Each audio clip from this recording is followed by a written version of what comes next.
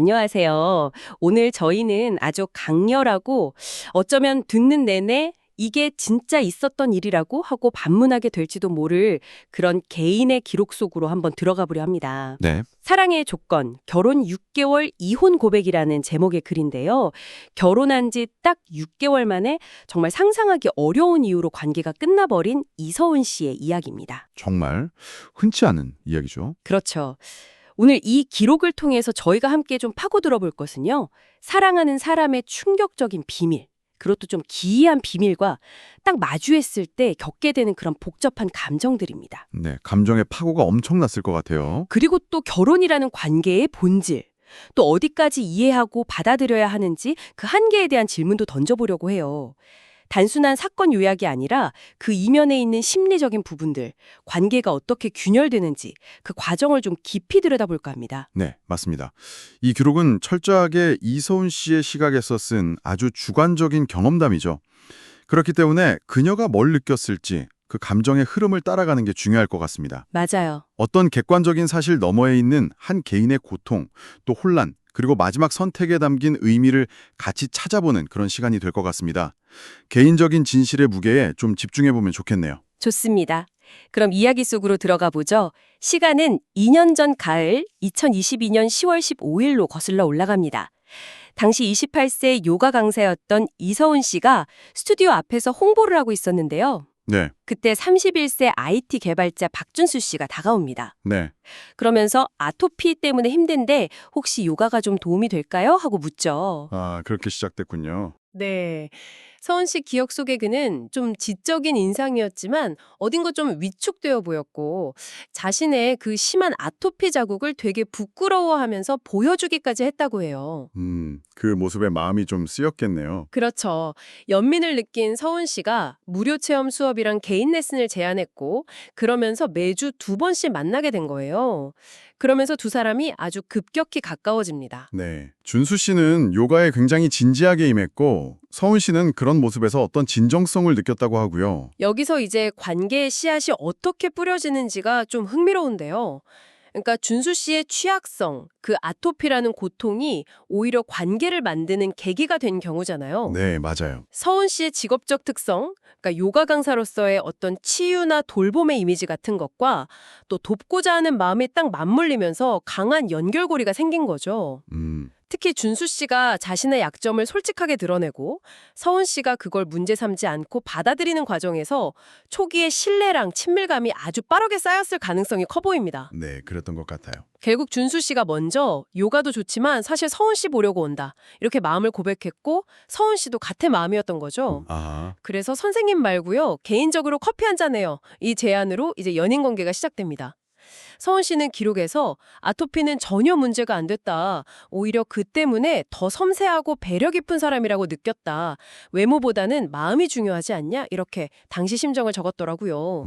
그 뒤로 6개월 연애 기간 동안 준소 씨는 정말 이상적인 남자친구였다고 해요. 서은 씨 취향에 딱 맞는 데이트 준비하고 좀 힘들어 보이면 도시락 싸다 주고 정말 세심한 배려를 아끼지 않았다는 거죠. 네. 그러니까 자연스럽게 서은 씨는 이 사람과 미래를 그려봐도 되겠다 싶었고 만난 지 1년 되던 2023년 가을에 준수 씨가 우리 결혼하면 어떨까? 이렇게 청혼했을 때 망설임 없이 받아들였다고 합니다. 이 단계에서 보면 이상화 경향이 아주 뚜렷하게 나타납니다.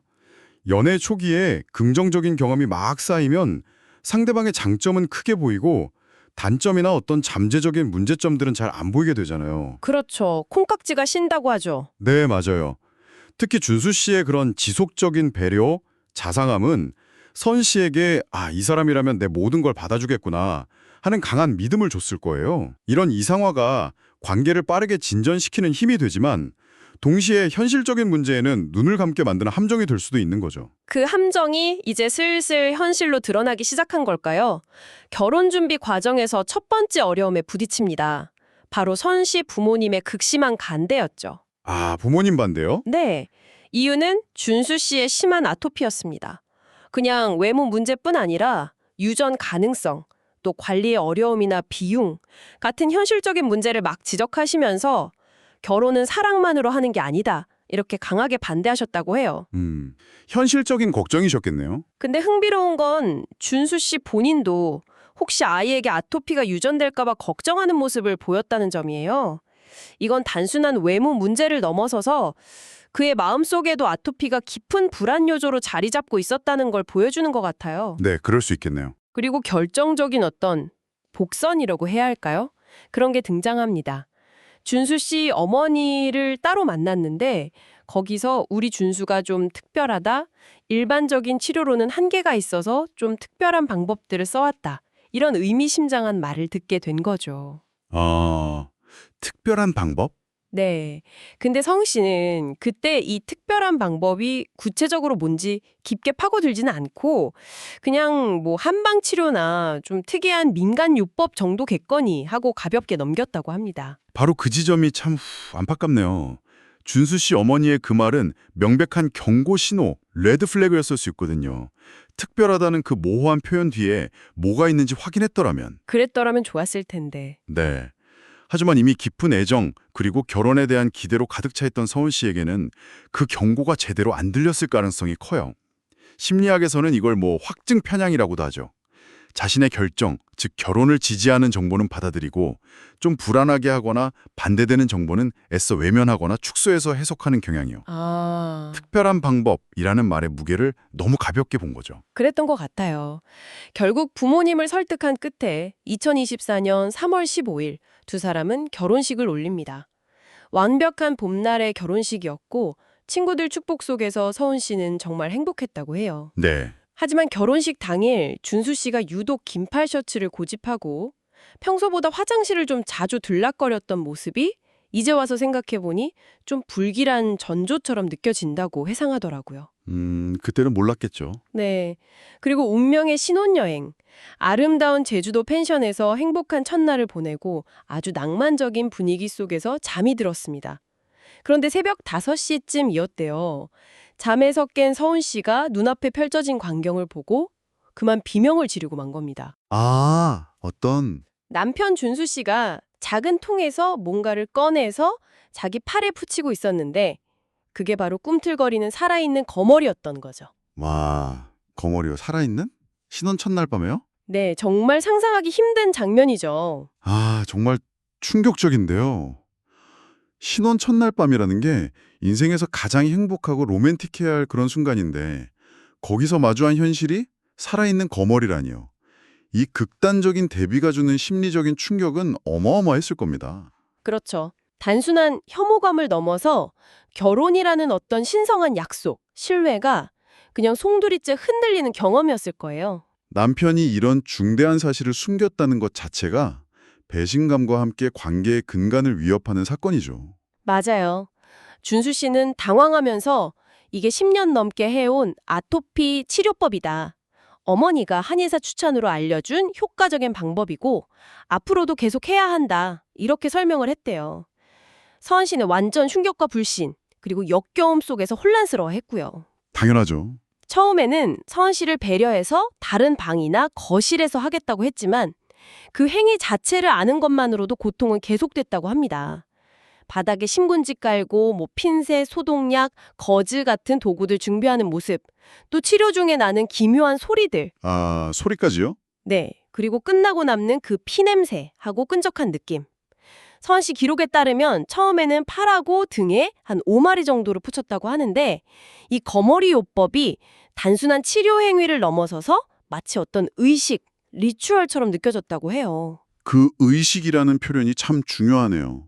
서은 씨에게 이 행위는 단순히 징그러운 걸 넘어서 자신들의 어떤 신성해야 할 공간, 신혼집이나 부부 관계의 친밀함을 침범하는 걸로 느껴졌을 겁니다. 네. 특히 남편이 아내의 고통이나 혐오감보다 이 행위를 우선시하는 태도는 관계에서 어떤 권력의 불균형, 정서적인 단절을 일으키죠.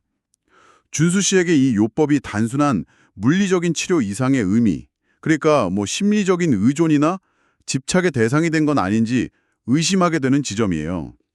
어쩌면 10년 이상 이걸 지속하면서 이게 자기 정체성의 일부가 되어버렸을 수도 있고요. 그 의심이 점점 현실이 되어갑니다. 준수 씨는 아토피 상태가 안 좋다면서 저녁 8시부터 거실에서 치료를 시작하겠다고 통보를 하거나 심지어 거머리를 붙인 채로 저녁 식탁에 앉으려고 하다가 서은 씨가 헛구역질을 하는 그런 끔찍한 상황까지 벌어져요. 헐, 식탁이에요? 네. 나중에는 치료 횟수를 아침, 저녁 하루 2번으로 늘리기까지 하고요. 일상에 완전히 잠식당하는 거죠. 정말 힘겨웠겠네요. 부부관계도 당연히 파탄 직전에 이르렀고요. 준수 씨는 치료 후에 거머리가 빤 피 속 독소가 다시 피부로 흡수될 수 있다면서 씻는 걸 꺼렸고 이게 신혼부부의 자연스러운 육체적 교감을 원천적으로 막아버린 결과를 낳았습니다. 서은 씨가 결국 눈물로 고통을 호소하자 준수 씨 반응이 놀라웠어요. 내 치료 과정을 역겹다고 하는 건 결국 나를 역겹다고 하는 거 아니냐? 혹은 나는 평생 이 고통 안고 사는데 아내인 당신마저 이해 못해주면 난 어떡하냐? 이러면서 오히려 서운함을 표현하고 자기를 피해자처럼 얘기했다는 거예요. 아, 적반하장이네요. 그러면서 자기는 평생 이 치료를 계속해야 한다고 못을 박았고요. 여기서 이제 갈등 해결 능력의 부재, 그리고 심각한 의사소통 왜곡이 드러나는 거죠. 준수 씨는 서은 씨의 고통에 공감하기는커녕 그 반응을 자신에 대한 인격적인 모독으로 받아들이고 있잖아요. 맞아요. 이건 심리학에서 말하는 정서적 융합 상태 또는 경계 혼란 상태와 좀 유사해요. 자신의 행동, 즉 거머리 요법과 자기 자신을 분리하지 못하는 거죠. 그는 방어 기제를 써서 아내의 정당한 고통 호소를 외면하고 오히려 죄책감을 심으려고 하는 겁니다. 반면에 서은 씨는 이해받지 못하는 고립감 속에서 점점 지쳐가는 거고요. 건강한 관계에 꼭 필요한 경계 설정이 완전히 무너진 상태라고 볼 수 있습니다. 상황은 점점 더 귀괴하게 흘러갑니다. 결혼 4개월 차, 처음으로 시댁을 방문했을 때 일인데요. 시댁 방문이요? 네, 따뜻한 환대랑 맛있는 저녁 식사로 잠시 안도감을 느꼈었는데 식사 중에 시어머니가 그 방법 계속 잘 쓰고 있지? 서은이도 이제 알고 있니? 이렇게 묻는 걸 들은 거예요. 이 비밀 아닌 비밀을 시댁 식구 모두가 알고 공유하고 있었구나 확인하게 된 거죠. 시부모님도요? 네. 시어머니는 심지어 나도 처음엔 놀랐는데 효과가 좋아서 계속 하고 있다고 덧붙이기까지 했다고 해요. 와, 그리고 그날 밤 서은 씨는 정말 평생 잊지 못할 장면을 목격하게 됩니다. 한밤중에 거실에서 이상한 소리가 들려서 나가봤더니 시아버지, 시어머니, 그리고 남편 준수 씨, 3사람 모두 거실 바닥에 신문지를 깔고 앉아서 각자 몸, 팔, 다리, 목 등 이런 부위에 수십 마리의 거머리를 붙인 채 너무나 태연하게 이야기를 나누고 있더라는 겁니다. 세상에, 3분 다요? 네, 충격에 빠진 서은 씨에게 그들은 아무렇지도 않게 설명했대요. 이게 자기들 가족치료법이고 온 가족이 아토피 체질이라 수십 년째 함께 해오고 있는 일종의 가족 행사 같은 거라고요. 가족 행사요? 그러면서 서은이도 이제 우리 가족이니까 이해해야지. 징그러워도 보다 보면 금방 적응될 거야.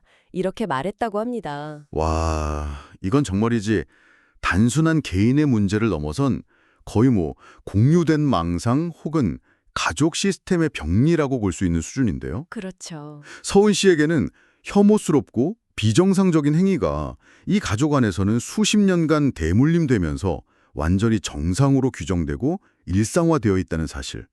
그 폐쇄된 가족 시스템 안에서 잘못된 신념이나 행동이 어떻게 유지되고 강화될 수 있는지를 정말 극명하게 보여주는 사례 같아요. 무섭네요. 가족이니까 이해하라는 말은 사실상 너도 이 비정상성에 동참하라 라는 무언의 압박과 똑같은 거죠.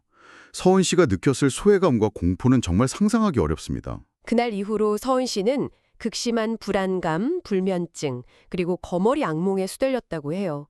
정신적으로 완전히 무너져 내린 거죠. 그럴 만도 하죠. 그리고 마침내 올 것이 오고 맙니다. 결혼 5개월 차 첫 번째 응급 상황이 발생해요. 준수 씨 팔에 붙인 거머리 한 마리가 너무 깊이 파고들어서 떨어지지가 않고 출혈이 멈추지 않는 겁니다. 어이고. 준수 씨는 병원 가면 창피하다, 이런 치료 인정도 안 해준다 이러면서 병원 가는 걸 극구 거부했지만 서은 씨는 결국 119를 불렀어요. 네, 잘했네요. 응급실에서 의사가 더 충격적인 사실을 알려줍니다. 준수 씨가 사용한 거머리가 의료 목적으로 통제되고 관리된 게 아니라 감염 위험이 아주 높은 야생 거머리일 가능성이 높다는 거예요. 야생 거머리요? 네. 10년 넘게 이런 위험천만한 행위를 해왔다는 사실이 밝혀진 거죠. 와, 정말 위안했네요. 하지만 이 사건 이후에도 준수 씨 태도는 변하지 않았습니다. 퇴원하자마자 이번은 그냥 운이 없었던 특별한 경우일 뿐이다 라면서 치료를 계속하겠다는 의지를 보였다고 해요. 이 모습을 보면서 서은 씨는 이 사람은 절대 변하지 않겠구나 하는 절망적인 확신을 갖게 되었다고 합니다. 네, 그럴 수밖에 없었겠네요. 그리고 결혼 6개월 차, 상황은 최악으로 치닫습니다. 퇴근하고 집에 돌아온 서희 씨가 거실 바닥에 의식을 잃고 쓰러져 있는 준수 씨를 발견해요. 그의 온몸, 심지어 얼굴에까지 평소보다 훨씬 많은 수의 거머리가 달라붙어 있었던 거죠. 과다출혈로 인한 쇼크 상태였습니다. 다시 한번 119에 실려서 응급실로 향하게 됩니다. 이제 상황이 명백히 생명을 위협하는 수준에 이른 거네요. 준수 씨의 행동은 더 이상 민간요법을 고수한다, 이런 말로 설명될 수가 없어요. 이건 의학적인 위험을 알면서도 강박적으로 행위를 반복하는 자기 파괴적인 중독이나 집착의 양상에 가깝습니다. 그렇죠. 여기서 의학적 치료와 잠재적으로 치명적일 수 있는 행위 사이의 경계가 완전히 무너진 거죠. 이 두 번의 응급 상황은 서은 씨가 이후에 내릴 결정에 대한 정당성을 부여하는 동시에 그녀가 느꼈을 극도의 공포와 무력감을 짐작하게 합니다. 두 번째 응급 상황을 겪고도 병원에 있으면서조차 준수 씨는 퇴원하면 치료를 계속하겠다는 뜻을 굽히지 않았습니다. 결국 서은 씨는 마지막 결단을 내립니다. 준수 씨가 병원에 입원해 있는 동안에요, 집에 보관되어 있던 그 거머리통들 있지 않습니까? 네. 그걸 전부 찾아서 화장실 변기에 쏟아붓고 물을 내려버린 거예요. 그녀는 기록에 이제 끝이야 라고 되뇌었다고 적었습니다. 그랬군요. 사라진 걸 알게 된 준수 씨는 예상대로 격분했습니다. 당신 미쳤어? 어떻게 그런 짓을 해? 그건 내 생명줄이었어 라고 소리치면서 절규하죠. 생명줄. 그러다 갑자기 바닥에 주저앉아서 내 거머리들, 10년 넘게 내 피를 먹고 자란 내 소중한 거머리들, 이러면서 마치 사랑하는 가족이나 반려동물을 잃은 사람처럼 통곡하기 시작했다고 합니다. 와, 내 피를 먹고 자라는 소중한 거머리들이라니. 서은 씨는 그 모습에서 거머리에 대한 남편의 감정이 단순한 치료 수단을 넘어선 어떤 병적인 애착 관계라는 걸 확인하고 온몸에 소름이 돋았다고 해요. 거머리를 기르고 있었다, 내 피를 먹고 자랐다, 이런 표현에서 기괴함과 공포를 느낀 거죠. 그럴만하네요. 그 순간 그녀는 모든 걸 끝내기로 결심합니다. 더 이상은 안 되겠어. 이건 내가 이해하고 말고의 문제가 아니야. 우리 헤어지자. 이렇게요. 네. 준수 씨는 마지막으로 매달리면서 치료 횟수를 줄이겠다, 심지어 완전히 그만두겠다고 제안했지만 서은 씨의 마음은 확고했습니다. 방금 전까지 거머리를 잃었다면서 오열하던 사람의 약속을 믿을 수가 없었던 거죠. 그렇죠. 믿기 어렵죠. 서은 씨가 어제 거머리들 죽었다고 그렇게 울던 사람이 어떻게 그만두겠어요? 라고 되묻자 그는 아무 대답도 하지 못했다고 합니다. 결국 결혼 생활 6개월하고 6일째 되던 2024년 9월 21일 두 사람은 협의 이혼 서류에 도장을 찍습니다.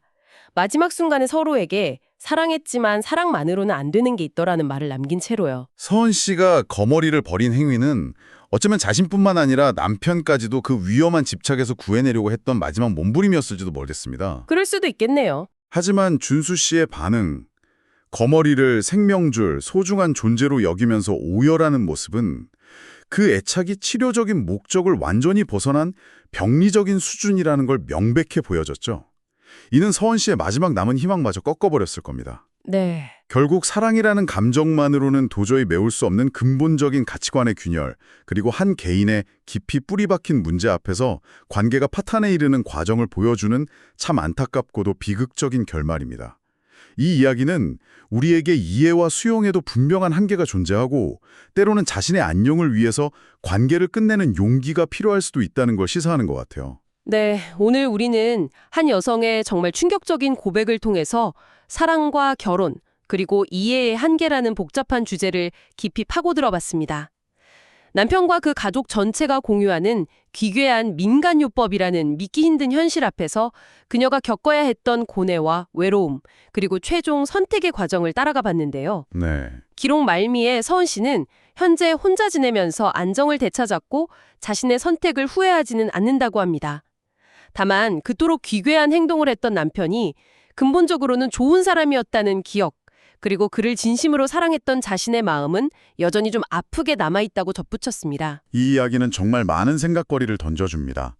검증되지 않은 민간요법에 대한 맹신이 개인과 관계에 미치는 파괴적인 영향, 또 개인의 신념과 객관적인 위험 사이의 아슬아슬한 줄타기, 그리고 중독이나 병적인 집착의 문제까지요. 그렇죠. 더 나아가서 우리는 한 파트너가 잠재적으로 해롭거나 자기 파괴적인 행동에 대해서 어디까지 이해하고 책임을 져야 할까요?